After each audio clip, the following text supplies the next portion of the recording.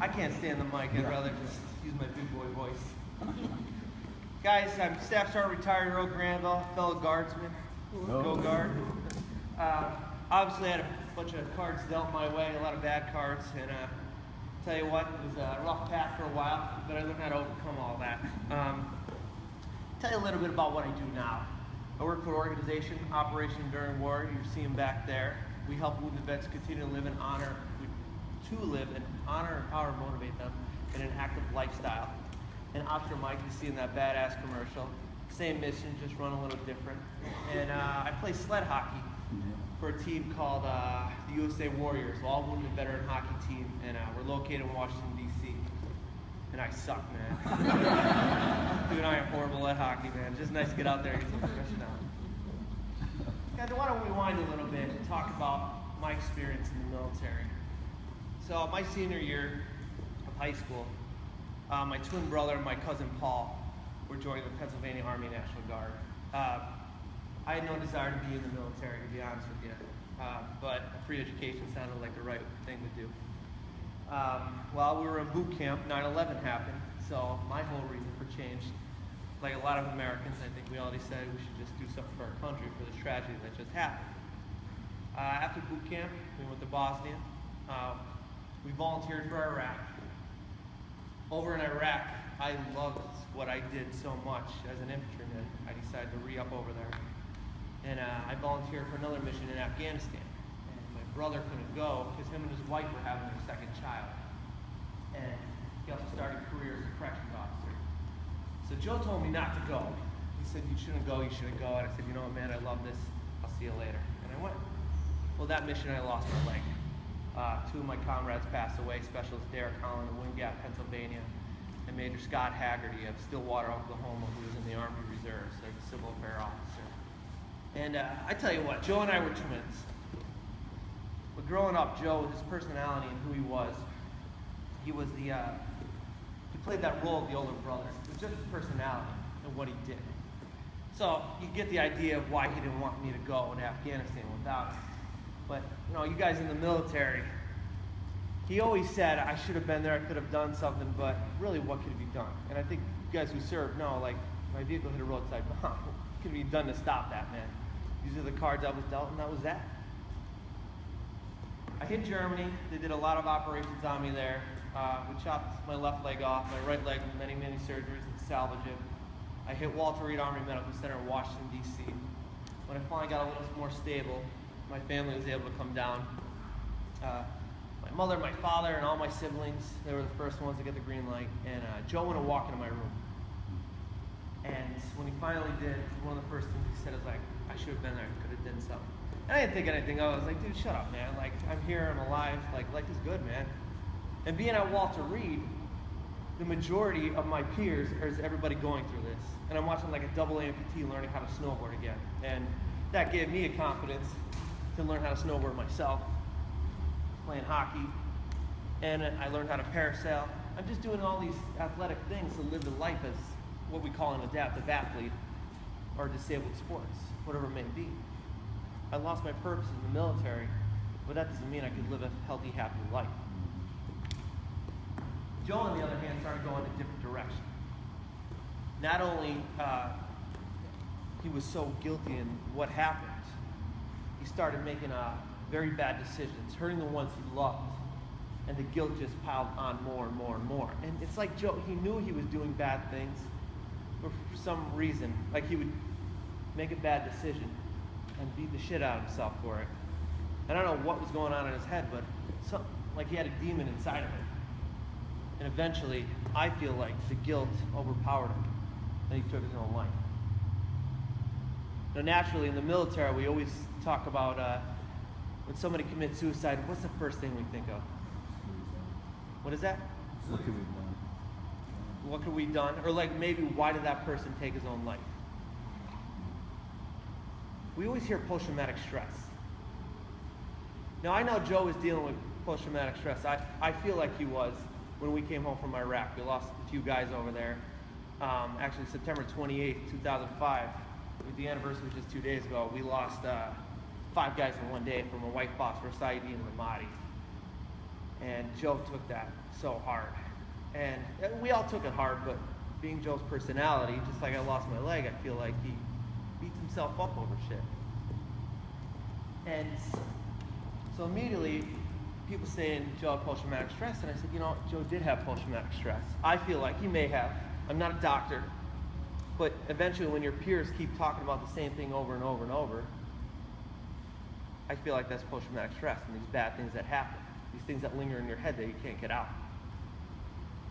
And the same thing with the guilt. And something I like to talk about, which I'll get to later though, like in how we're just all human. And we're going to face these demons in life. We're going to face these feelings. And it doesn't have to do with the military. Anxiety, stress, guilt. We're all going to face it. And at this point right now, when Joe took his life, that's when I started to face these feelings as well. And I started making bad decisions. The guilt of losing my brother. Didn't know what to do with myself. I was like, I can't believe something like this happened. And I started making piss poor decisions myself. Started drinking, like every infantryman does. But it was very excessively. I started doing drugs. And a lot of other bad things I won't mention. One day I was annihilated and shit-faced at a bar. And this guy comes up to me and says, "Are you Earl Granville?" And like a wise ass, I was like, "Am I the only amputee in this damn town?" And he says, "No, I used to work with your brother." And Joe would talk very highly of you to all of us. And yes, miss.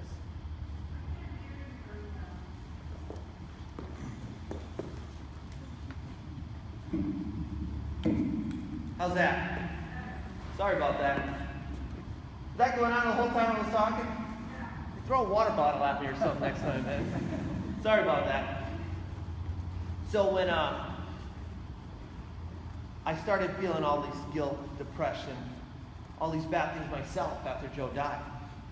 And like I just said, I started making bad decisions as well. I felt lost after I lost my brother. And then I met somebody at the bar, well, shit-faced, and told me that Joe thought very highly of me. And was, he just looked up to the things I was doing and how I took this loss of my leg and didn't let me slow me down. He took in a lot of pride in what I did, from what I got at from this gentleman, okay? Because siblings don't tell each other, they don't praise each other or anything like that. Yeah. You guys know how that is. I thought to myself, if Joe was able to see me right now in this big spiritual world, whatever, would he still be proud of me? And I took that and I ran with it. I started to challenge myself a lot more. I started off small. I started ruck marching. I just throw a weight in the bag and I go. Get my miles into my prosthetic. And I filled myself up more and more and more.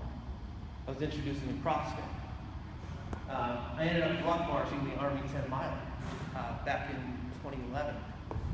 I came in dead last. You guys familiar with the path of the Army 10 miler? I know you guys are way out here, so it might be hard to get out there. The last mile of the Army 10 miler is actually on I-395, and you get off the exit of the Pentagon, and that's where the finish line is. It's like a big 10-mile loop. The time I got to I-395, it was reopened back up. I had to get a police escort to finish every 10 miles.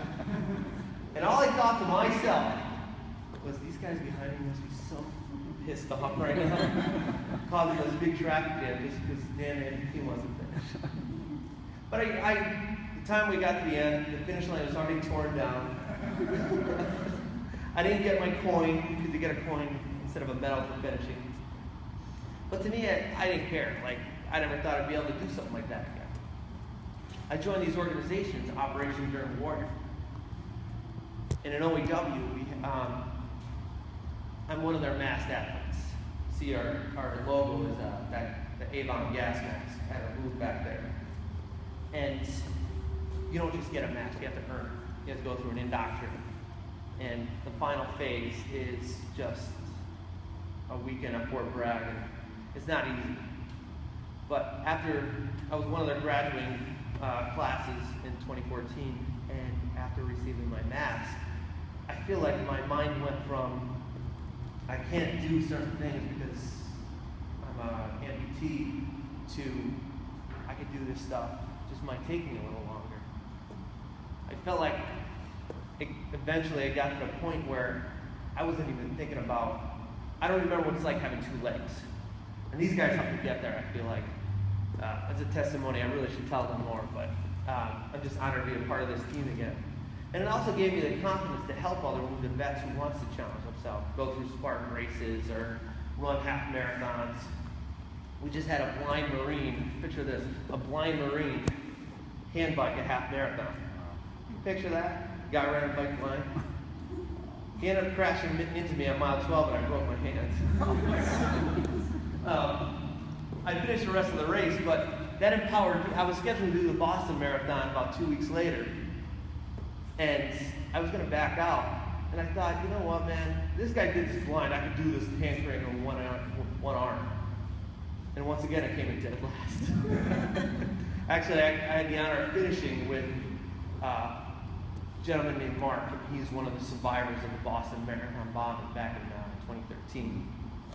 But that empowered me to do that. And I feel like being part of these organizations really helps you live an active lifestyle and just positive to be around these guys. People, like-minded people that want to see you succeed, not just physically, but all around. Being a part of something again.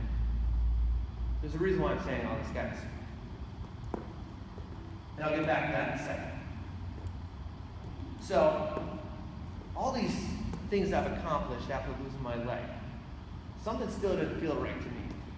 Okay? I was pissed off all the time still. I felt like the depression and sadness was gone. But there was still something else that just wasn't right yet. Somebody pushed me to go see a counselor. And I know this is not a cool topic to talk about because that's how society goes, but it's important. I went to go see a counselor, and I haven't seen that counselor since. Somebody pushed me to go see a different counselor. Try again, guys, try again. Same aspect, same results. I went to a vet center, I met a counselor there for the third time, and I still see them today. And there's a reason why I'm telling you guys this. We look at mental health as black and white. Okay, like, you know, if you're depressed, here's the answers to get better. And I feel like in the military, we do with our resiliency training, we have to remember, we're all wired different. So what helps for me might not help for you. First of all, you have to have a good attitude. You can't have that shitty ass attitude of just, oh, that's not gonna help me, or I'm a big bad Army Ranger, man. I can't go see somebody, it might make me look weak. You gotta get rid of that, first of all. I always tell people, man, look, what's more important? Your ego and being miserable, or just your well-being and being happy in me? You tracking? Don't be Uncle Rico. You guys know what I'm talking about, right? Take off that football jacket and realize we're all human, man. We're gonna deal with this crap. But sometimes we just need a little kick in the ass and talking to somebody. Find yourself in the right direction. Now, I don't even see that counselor that much anymore. Why? Because I learned how to help myself. See what I'm getting at? This isn't like something that's going to lock you down forever. I look at Chris Kyle. You guys seen the movie American Sniper? Spoiler alert if you haven't seen it, so sorry. Alright. What I love most about this movie. First of all, actually, let me start with this. Give me some adjectives of Chris Kyle. What do you think of him? Hold that right there, buddy. Have a seat.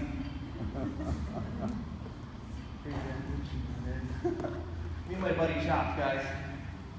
I'm throwing him on the bus right now. Chris Kyle, give me some adjectives. Strong. Strong. Give me another one. Brave. Brave. Give me another one. Resilient. I always get badass. For some reason, I didn't get it this time. So I'll say it. Chris Kyle, you've seen the movie, all right? Look at what he's done, okay? Navy SEAL, on his 4th tour in Iraq, he finally gets the enemy sniper he's been looking for basically his whole career, all right? And it gets all Hollywood in the movie. The sandstorms come in, and the Humvee's driving away, like, Chris, get on the Humvee, get on the Humvee. Right? Yeah, that's Hollywood, whatever. He finally gets on the Humvee, next scene he's right at the bar. Okay? And this is what I really like about this movie. His wife calls him. And she says, "Why aren't you home yet?" He says, "I'm not ready. I'm not ready for this. I'm not ready to be home yet." Okay? And eventually he goes home. His next son or daughter is being born. And it shows him just irritated all the time and pissed off. And how many times you hear him say, "I should be back over there helping these guys." Seems like Chris Kyle lost his purpose. And eventually he goes to talk to somebody. I don't know if it's a VA or something, but he's sitting at the desk with somebody and he says that, "I should be over there helping people." And he turns right around and he says, there's people here that need help too. Just walk down these hallways. Chris Kyle found a new purpose in life. And that was taking these guys shooting. He's not wearing body armor and killing bad guys anymore. But he's just out there helping people. This badass, this courageous gentleman, this, someone who's brave or whatever else we just threw out earlier. But you know what started him to do that? He went to go talk to somebody. Some of this American icon we all look up to. You gonna call him weak for doing that? Think about it, guys. Chris Kyle found his new purpose in life. And I feel like a lot of us in the military, when we lose that purpose of wearing our boots, we feel lost. Think about it, all right? Most of us join the military as soon as we become an adult. We're in this culture. It is a job, but it is a whole different culture than civilian life. And this is all we know our whole adult life. Guard, active duty, whatever it may be. This ain't 1 week a month, 2 weeks a year anymore. This is our new culture. Once we've taken out of that culture that we've only known being an adult, we feel lost. All right? It's time to find a new purpose in life. And I don't care if you're managing a 7-Eleven to help feed your kids. That is your purpose in life now. Whatever it may be, we all have it. There was a point when we weren't in the military. Integrating back out of the military, I feel like is the hardest part. And we have to learn to take that football jacket off, guys. On top of that purpose, guys, what's your passion? I'll give you an example. My passion in these organizations here. Most of them are veteran run, some with like-minded people, and some of us are still on active duty. I'll tell you what, the passion of watching these guys get out there, seeing what they've gone through in their military career, and overcoming that, and watching a guy with no legs carry an Atlas stone and doing burpees and carrying it another 25 yards back. To me, it's just so empowering, and it became a passion of mine. And my purpose is here and standing in front of all of you guys, hopefully getting my message out. And that one last thing, be a part of something. Go right back to these organizations, or whatever it may be. Surround yourself with like-minded people that want to see you succeed. I had to filter out a lot of bad people in my life to get where I'm at today. And you know what? I'm not this case, but sometimes it may be your family. Hey, I'm just keeping it real, guys. It happens sometimes. Not everything is a white picket fence. Think about that, guys. You guys tracking? Yeah. I want to show you guys something. Come on, Chops. Hey, you guys see that commercial earlier for Oscar Mike? Yeah. Thanks, buddy. So, I'm running through the woods in northern Illinois carrying a cinder block. And this is not that cinder block, because I'm not putting that damn thing on a plane. I spoke in Portland back in May, and when I came out here, I made this. And my friend Crystal, she decided to hang on to it. I'm glad she did, because now I'm out here. This is Cindy. Cindy the Cinder. I found Cindy at a Warrior Dash back in 2014. Me and my friends ran it. We're in any organization. We just bought a bit that day. There was some left over. And we had chains around us. We were wearing like goofy masks, just out there having a good time. not taking it really seriously, just out there having fun. I found this cinder block laying on the ground. I took the chain I was wearing, and it was hooked with a carabiner around my chest. So I took the carabiner, wrapped it around the cinder block, and finished the race with it. And the guy handed me the medal actually said, "What's with the cinder block?" And I said, "I don't know. I don't have an answer for you, man." Like, I just decided to pick it up. A week later, there's a local 5K where I live at in Scranton, Pennsylvania. And the 5K is a Captain James Minicozy 5K. Captain Minicozy is part of my brigade, and he took his own life. So they have a 5K for him every year, and the proceeds go to the Boys and Girls Club where his family volunteered a lot. I took that cinder block, and I ran the race with it, and I told myself, I'm not going to let this hit the ground once. And I finished the course carrying it. Somebody else said to me, "What's with the cinder block?" I said, "You know what, man, this is going to get a lot of attention and give this a little meaning." So what Cindy represents, that heavy mental hardship that we face in society, that heavy weight, that stops us from enjoying life, depression, guilt. It keeps us in bed because we're sad and depressed. The things we all face as human beings. I don't care if you're an Army Ranger or whatever the heck it is you've done. That heavy weight that stops us from enjoying it. Now the idea of Cindy is, when I do these races, I never carry her alone. Just like up in here, guys. Don't carry that mental adversity alone. Don't try to take these on by yourself. Sometimes you can, and that's good. It took me a long time to kind of get the tools for myself, to help myself battle that. But until then, never carry that weight alone. It could be a counselor, it could be a family member, it could be a friend, it could be a battle buddy. You guys get what I'm saying? Yeah. Just remember that, guys. We're all human. We're going to face this stuff no matter what. Don't be Uncle Rico. If it gets overwhelming, there's help out there for all of us, guys. Questions?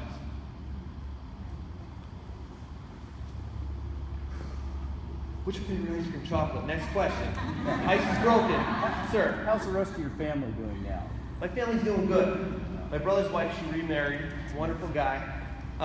Kids are doing well. My mother's doing great. She just got a new career. And everyone's well.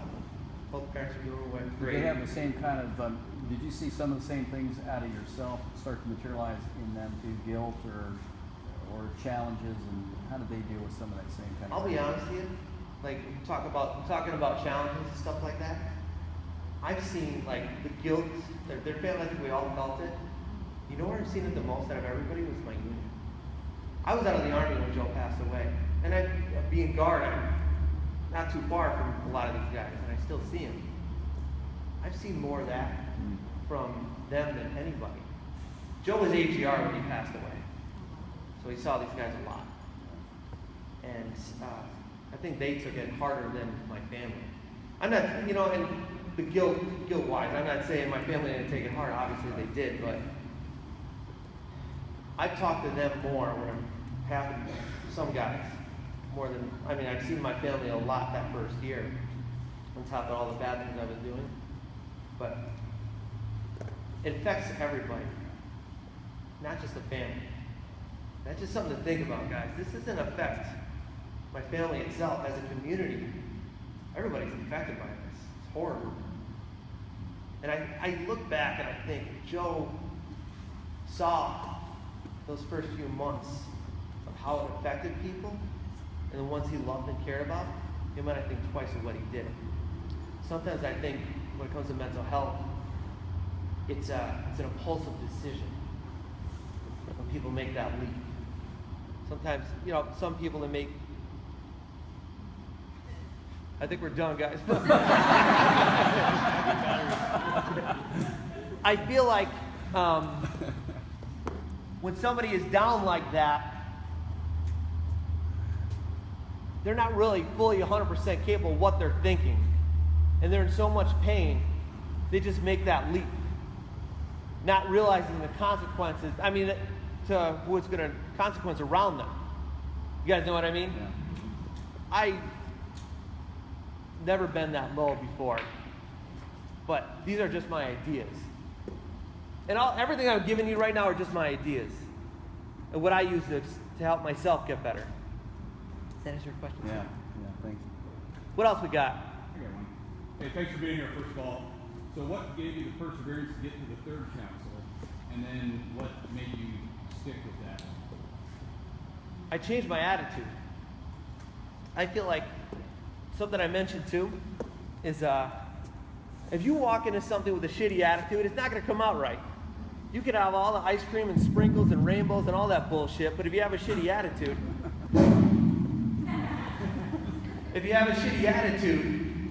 nothing's going to come out right.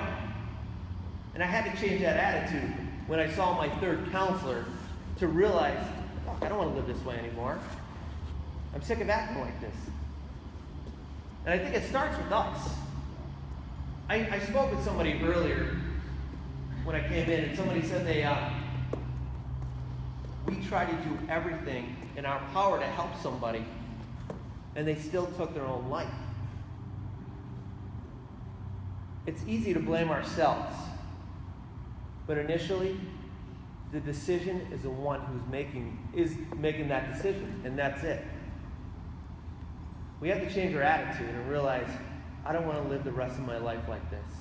Does that make sense? Yeah. Answer your question, sir? Next question. That sounded way too proper. What else we got?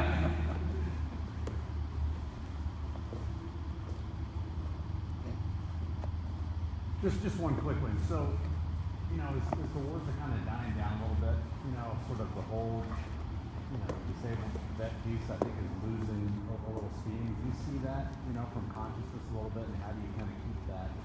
Obviously, carrying around Cindy, helps, but I mean, how do you keep that feeling and that momentum going, with just kind of things changing a little bit? You see that? Meaning like society is not looking like. The cool thing right now is the amputee, the disabled vet. We need to help all our vets. Yeah, is that what you're talking about? You see the yellow ribbons. You don't see that as much anymore. You see, a lot of people are just trying to focus on that. I mean, we are as disconnected from the military as we've ever been as a society. Now. I just wonder how that translates, into your situation. The programs that we've got in the back. A lot of good water bottles handed out. But I mean, how does that really change? Like basically in 10 years they might not be here anymore? Well, just that level of consciousness. How do we not forget? I think it's just good to have respect. That's it. I mean, I lost my leg in 08. It was like towards the end of the Iraq War, and like there were 6 years in Afghanistan. It seemed like at that time, like everybody jumped on this Help the Wounded Vet bandwagon. It's better than 40 years ago. Right. And I really feel like we just didn't want to repeat what we did last time. And I think that's just how society dictates it. You know what I mean? I might strike a lot of nerves in here. I feel like there's a lot of sheep out there, and they just jump on these bandwagons. I look at a football player who sits during the national anthem. Look at and then all of a sudden these white kids who play in a band at a college held up their fists during the national anthem, saw their oppression. And I just think you would have never done that if you did that. And the reason why I'm saying that is I feel like it's just how society goes. The cool thing now is, there's probably going to be a time where no one's going to want to give a shit what I say. I understand that. But I feel like as a culture and society, we jump on these bandwagons. We don't even realize it sometimes. And right now, it's definitely changed. 8 years I've been wounded, how society has shifted and realized that no one's going to give a crap about us anymore. I don't want to mean it like that, but not as much. You get what I'm saying? Like, I don't think we'll ever go back to how things were in Vietnam, where guys didn't even want to join the military to begin with. They were drafted and they came home and said, "You're a baby killer from being in the army." I don't even want to do this. I don't think we'll ever get back to something like that, but it's good to understand there's going to be a point where We might not see the yellow ribbons. And I think the biggest harm in that is how popular it was. Some guys may get dependent on it. That's kind of where I'm going. Going with that? How do you keep that piece still going? And how do you keep that resiliency going when it's sort of When it's not there anymore. outside of consciousness? Well, I think we have to understand that. I think when we hand these guys so much stuff, you're a wounded vet, here's $1 million. When we keep doing stuff like that, guys get dependent on it. And we have to realize that someday society's not going to be like that anymore. And I think that goes in the military culture in general. Because when 9/11 happens, I mean, we're on the cover of Time magazine as People of the Year. Do you think we'll see that again nowadays? It's just how things are, it's how society shifts. Think about it, guys. And the reason why, that's where I got this whole Uncle Rico thing from. Because some people feel like they're entitled to everything. And I just want to smack them with this friggin' microphone, man. You had a job. Be humble about it, man. You know, we look at the silent profession in the military, I feel like it's slowly gone away. I mean, a Navy SEAL is writing a book how he shot Bin Laden and got sued by the government for $8 million. He should be. He can't be making money off that. And I might strike nerves by saying that, but I'm being serious. What does he think was going to happen anyway? I think we have to learn, whether it's a disabled veteran or not, be humble. And just realize, man, we're not doing this for a handout. You guys tracking? Does that answer your question, sir? Cool. What else we got?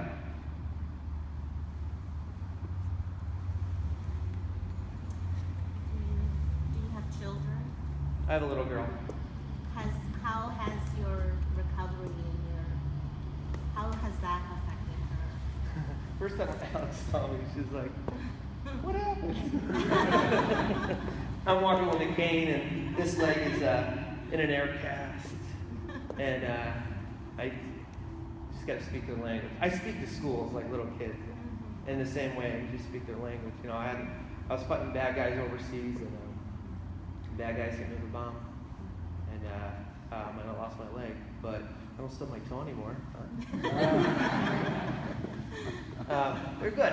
My niece and nephews, they all came down to visit me at the hospital too when I got wounded, and I think it's good. I don't know, some like, no kid, see you like that. I'm like, why? They're going to eventually. Like some of the family, and I'm like, no, life is good, man. You know? Kids are resilient. I think I see kids, they see how you are and they embrace that. Like if I had a crappy attitude, they'd have a crappy attitude. See what I mean? It's true. So you gotta think about stuff like that. What else we got?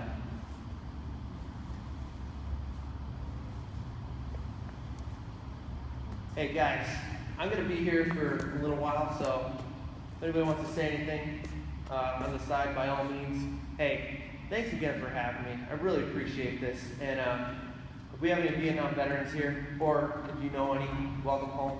Thank you so much, guys. Yeah, big round.